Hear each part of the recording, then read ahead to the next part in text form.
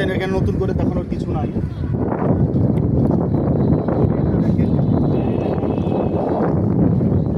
পাশে হচ্ছে কাউন্দিয়া নদীর সীমানা প্রাচীর, দেখতেই পাচ্ছেন। সুন্দর ওয়াকওয়েকে ঘিরে, এই ওয়াকওয়েটাকে ঘিরে সুন্দর একটি পার্ক রয়েছে। সেই পার্ক আপনাদেরকে দেখাবো আমি। আসেন আমার সাথে, এই ভিউটা দেখেন, এই ভিউগুলো দেখেন, কত সুন্দর মনোমুগ্ধকর পরিবেশ। এই যে পাশটা দেখেন, মিরপুর বেড়িবাঁধের মেইন রাস্তাটা, মেইন সড়কটা এটা, এখান দিয়ে আসতে হবে। এসে আপনারা সোজা এই ওয়াকওয়ে ঘুরে আপনারা আসবেন, ঘুরে এসে এখানে তামান্না পার্কের ঠিক পেছনেই নতুন একটি পার্ক। এখানে যদিও কোনো রাইড টাইড তেমন একটা নেই, এখানে শুধু ঘোরার জন্য, সময় স্পেন্ড করার জন্য, আপনার প্রিয়জনদের সাথে সময় কাটাতে পারবেন এবং আপনার নদীর হিমেল হাওয়া, বর্ষাকালের সৌন্দর্য উপভোগ করতে পারবেন।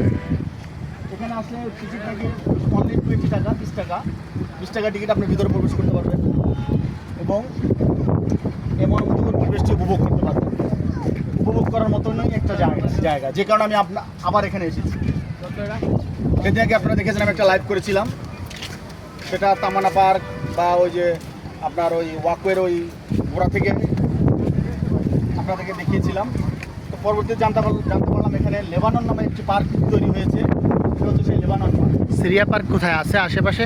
হবে হয়তো সিরিয়া পার্কও থাকতে পারে, এটা লেবানন পার্ক যেটা জানলাম। আপনারা আসতে পারেন এই পার্কে, সময় আপনি এখানে কাটতে পারেন। আশা করি আপনার টাকা বিফলে যাবে না, ভালো লাগবে, সুন্দর সময় উপভোগ করবেন এবং বেশি বেশি আমার ভিডিওগুলোতে লাইক শেয়ার কমেন্ট করবেন, যেন আমার পরবর্তী ভিডিওগুলো আপনারা সবাই নোটিফিকেশন দেখতে পান। তো সামনে আগান, দেখি আরও সামনের দিকে আপনাদেরকে দেখাচ্ছি, আসেন। দেখতে পাচ্ছেন ওয়াকওয়েটা, হাঁটতেই আপনার মন ভরে যাবে।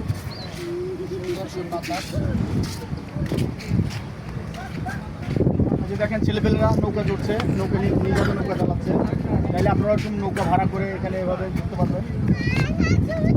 এই ওয়াকওয়েটা আসলে পর্যটকদের জন্য দারুণ একটি দ্বার খুলে দিয়েছে।